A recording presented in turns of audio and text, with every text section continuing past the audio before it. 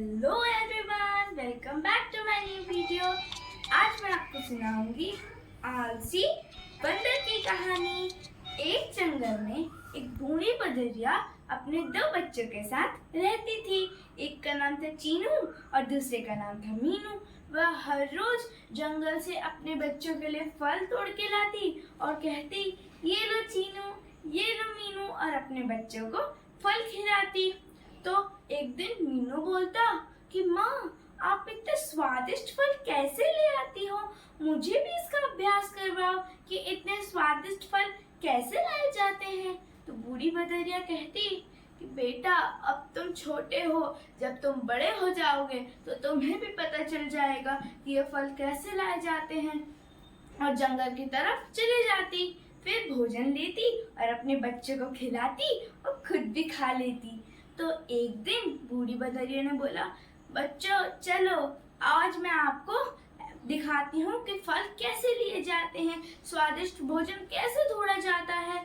तो मीनू बोलता है, चलो चलो चलो माँ, मैं भी देखूंगा कि फल कैसे लिए जाते हैं। इतना स्वादिष्ट भोजन आप कहाँ से लेके आती हो?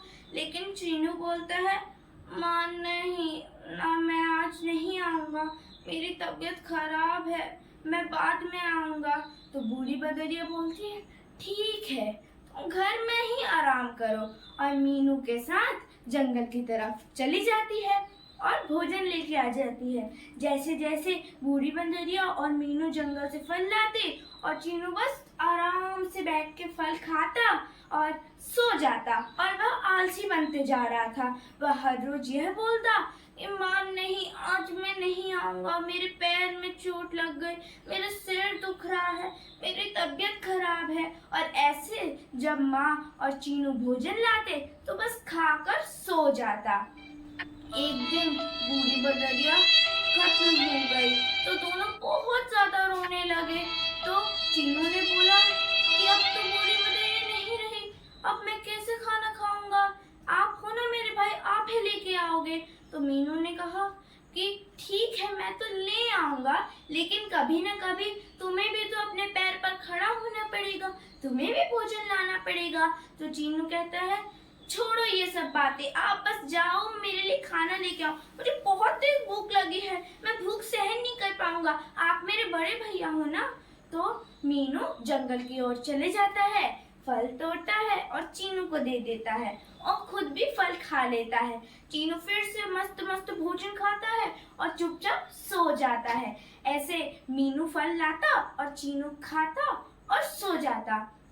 एक दिन जंगल में एक खतरनाक शेर आ गया। वह दूसरे बंदर को पकड़कर मारने लगा। तो फिर चीनू ने बोला कि भैया, आपने सुना कि हमारे जंगल में एक शेर आ गया है? तो फिर मीनू ने कहा, हाँ, हम लोग को सुरक्षित रहना पड़ेगा, हम बाहर नहीं निकलेंगे, नहीं तो अगर उसने हमें मार दिया तो क्या होगा? तो चीनू ने बोला, लेकिन मुझे तो बहुत भूख लगी है, अब मैं क्या करूं, मेरे से भूख सहन नहीं हो पाएगी।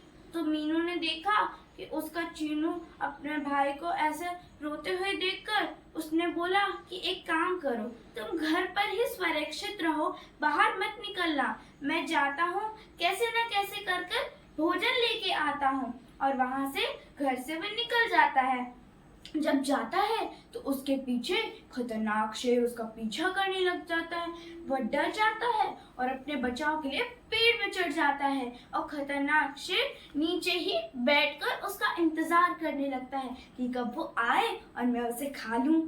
तो चीनू पकड़कर पेड़ बस बैठे रहता है, बैठे रहता है, बैठे रहता है। ऐसे तो रात हो जाती है और फिर जो घर में उसका छोटा भाई था वह सोचने लगता है कि भैया कब आएंगे, मुझे तो बहुत तेज भूख लगी है, भैया जल्दी आए, मेरे लिए भोजन लेके आए, भैया को क्या हो गया, वह इतना समय क्यों लगा रहे हैं?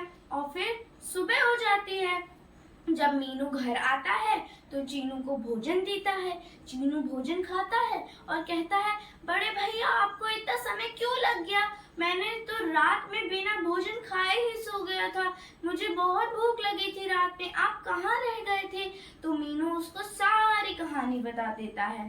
तो एक दिन उनके जंगल में बहुत तेज बारिश होने लगती है और वो दोनों सो जाते हैं। उसके बाद जब सूरज निकलता है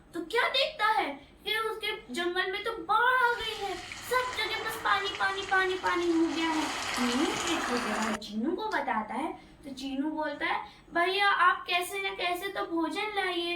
बूढ़ी माँ ने कहा था कि जब ऐसी परिस्थिति आए तो घर पे तो कोई भोजन नहीं रखा तो घर पर सुरक्षित रहना, लेकिन मेरे पेट में तो बहुत चूहे दौड़ रहे हैं, मुझे बहुत तेज भूख लगी, कुछ ना कुछ करके मेरे लिए खाना लाए। तो मीनू कहता है, ठीक है तुम घर पर ही रहना, मैं कैसे न कैसे करके तुम्हारे लिए भोजन लेके आता हूँ। और मीनू घर से बाहर निकल जाता है और फिर 4-5 दिन हो जाते हैं, वो नहीं आता है। और फिर एक दिन चीनू भूखा ही सो जाता है और फिर उसकी सुबह नहीं होती और वह हमेशा के लिए सो जाता है। तो इस कहानी से हमें ये सीख मिलती है कि हमें हमेशा मेहनत करनी चाहिए और आलसीपन नहीं दिखाना चाहिए। अगर हम आलसीपन दिखाएंगे तो हमें बहुत दुख प्राप्त होगा और हमें किसी भी कठिन समस्या का हल भी नहीं मिलेगा। तो अगर आपको मेरी कहानी अच्छी लगी हो तो लाइक करिएगा, सब्सक्राइब करिएगा। Bye bye.